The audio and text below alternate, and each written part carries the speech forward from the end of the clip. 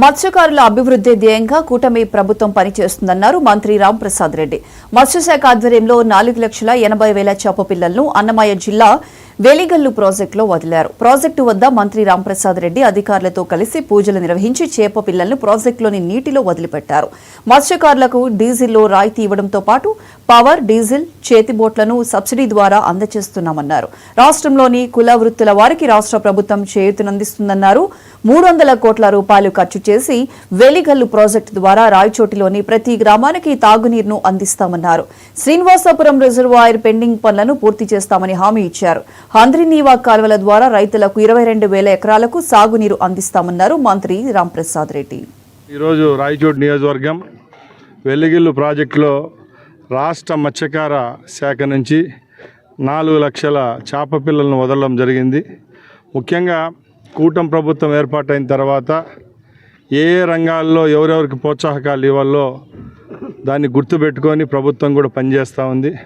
ముఖ్యంగా మత్స్యకార సోదరుల కోసం ఈరోజు డీజిల్లో రాయితీ అయితేనే వాళ్ళకి పవర్ బోట్లు అలాగే చేతి బోట్లకు సబ్సిడీలు కూడా రాష్ట్ర ప్రభుత్వం ద్వారా గత ఎప్పుడూ లేని విధంగా ఈరోజు అందిస్తామంటే ఒకసారి ఏ రంగాల్లో ఎవరెవరు బతుకుతున్నారో వాళ్ళ కులపరమైన అలాగే ముందు ఏ దాని మీద జీవన ప్రమాణాల మీద బతుకుతూ ఉన్నారో వాళ్ళందరికీ ఈరోజు ప్రభుత్వం చేయూతిస్తుంది. దానిలో భాగంగానే ఈరోజు వెలిగిల్లు ప్రాజెక్టులో చేప పిల్లలను వదలడం జరిగింది.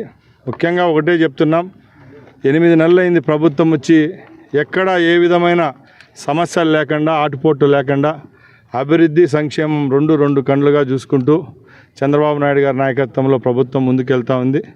దానిలో భాగంగానే గ్రామసీమల్లో ఎప్పుడూ లేని విధంగా నీటి సమస్య ఉంటే తక్షణమే పరిష్కరిస్తున్నాం. అలాగే రహదారుల విషయంలోనైతేనే అన్ని విషయాల్లో ఈ ప్రభుత్వం ముందుకెళ్తూ ఉంది. ముఖ్యంగా ప్రజలందరూ గమనిస్తున్నారు, గత 5 సంవత్సరాలు జగన్మోహన్ రెడ్డి ప్రభుత్వంలో ఎక్కడ చూసినా అరాచకాలు జరిగేటి. ఈరోజు పార్టీలకు అతీతంగా అభివృద్ధి కార్యక్రమాలు సంక్షేమ ఫలాలు అందించే దాంట్లో మా ప్రభుత్వం ముందుందని చెప్పి మీ అందరికీ తెలియజేసుకుంటున్నాం. బాపట్ల